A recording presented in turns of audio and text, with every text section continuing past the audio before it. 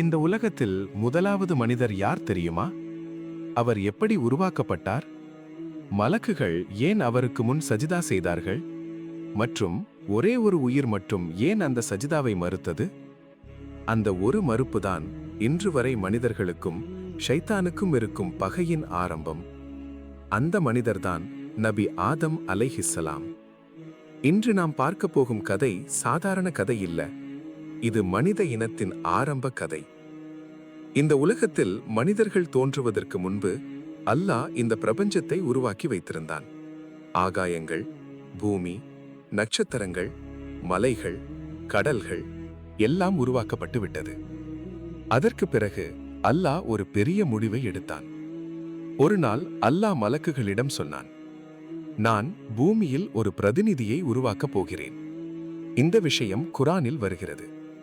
அதை கேட்ட மலக்குகள் கேட்டார்கள், யா அல்லாஹ், பூமியில் ரத்தம் சிந்துவோரும் அழிவை ஏற்படுத்துவோரும் இருப்பார்கள் அல்லவா? அப்படி ஒருவரை நீ உருவாக்கப் போகிறாயா? நாங்கள் உன்னை புகழ்ந்து கொண்டே இருக்கிறோம், உன்னை தூய்மைப்படுத்திக் கொண்டே இருக்கிறோம். அப்போது அல்லாஹ் சொன்னான், நான் அறிந்ததை நீங்கள் அறியவில்லை. அதற்கு பிறகு அல்லாஹ் பூமியின் பல பகுதிகளிலிருந்து மண்ணை எடுக்க செய்தான். அந்த மண்ணிலிருந்து ஒரு உருவம் உருவாக்கப்பட்டது. அதுதான் ஆதம் அலைஹிஸ்ஸலாம்.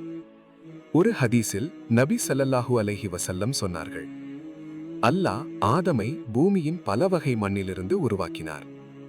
அந்த மண் சிவப்பு, கருப்பு, வெள்ளை, பல்வேறு நிறங்களில் இருந்தது.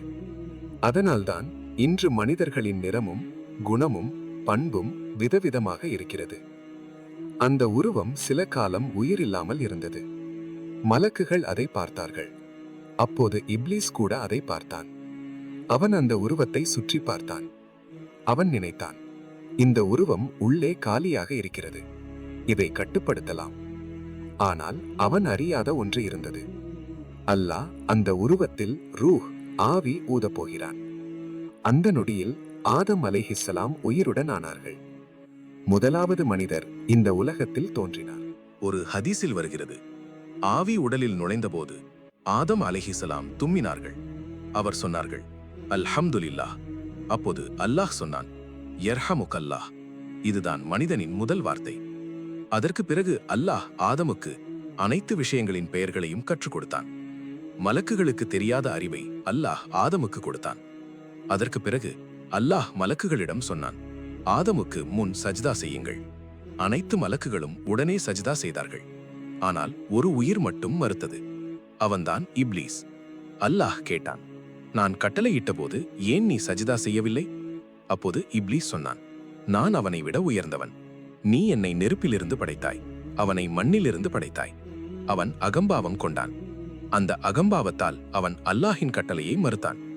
அதனால் அல்லாஹ் சொன்னான், நீ இங்கிருந்து வெளியேறு, நீ சபிக்கப்பட்டவன். அப்போது இப்லீஸ் சொன்னான், யா அல்லாஹ், நியாய தீர்ப்பு நாள் வரை எனக்கு அவகாசம் கொடு. அல்லாஹ் சொன்னான், உனக்கு அவகாசம் கொடுக்கப்பட்டது. அப்போது இப்லீஸ் ஒரு சபதம் எடுத்தான், நான் மனிதர்களை வழித்தவர செய்வேன். இதுதான் மனிதனுக்கும் ஷைத்தானுக்கும் ஆரம்பமான பகை. ஆனால் ஆதம் அலைஹிஸ்ஸலாம் மட்டும் சொர்க்கத்தில் தனியாக இருக்கவில்லை. அவருக்காக அல்லாஹ் ஒரு துணையை உருவாக்கினான்.